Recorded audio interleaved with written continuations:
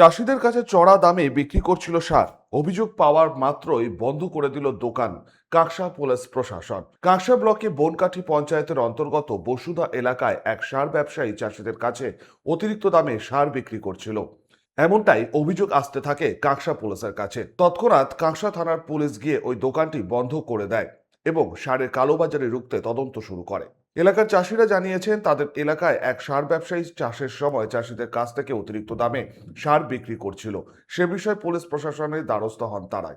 এরপরই নড়ে চড়ে বসে পুলিশ প্রশাসন। তবে বর্তমানে এই ব্যবসায়ীর বিরুদ্ধে আইনত ব্যবস্থা নিক পুলিশ, এখন সেটাই চাইছেন এলাকার চাষিরা। অন্তর্গত বসুধা বাস স্ট্যান্ডের পেছনে ঘোষ ফার্টিলাইজার দোকানের মালিকের নাম রাজীব ঘোষ। বিগত কয়েকদিন ধরে চাষিদের কাছ থেকে চড়া দামে টাকা নিয়ে সার বিক্রি করছিল। চাষিরা সবাই একত্রিত হয়ে জমায়েত করে এবং কাঁকসা থানার আইসি সাহেবকে জানানোর পরে ঘড়ি আইসি সাহেব পুলিশ পাঠিয়ে ওই দোকানটিকে বন্ধ করে যায়। তবে এলাকার চাষি মানুষ এই অবস্থায়, গরিব মানুষ, সমস্ত মানুষ চাষ করেছে, যেখানে 265 টাকা প্রিন্টের দাম সারের, সেই সারকে 100 থেকে 150 টাকা বেশি মূল্যে, অর্থাৎ 450 টাকা থেকে 500 টাকায় বস্তা কিছু বিক্রি করছে।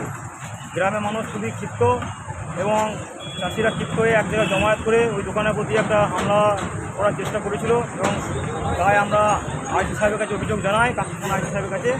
আইসি সাহেব খুব তাড়াতাড়ির মধ্যে তৎক্ষণাৎ ব্যবস্থা গ্রহণ করে এবং দোকানটি বন্ধ করে আপাতত দিয়েছে। বর্তমানে দেখা যাক এই বন্ধ অবস্থায় প্রশাসন এবং সরকারিভাবে এই নির্দেশিকা পরবর্তীতে আসে, তার জন্য আমরা অপেক্ষায় রইলাম চাষিরা। সনাতন গড়াই, 99 নিউজ বাংলা, কাঁকসা।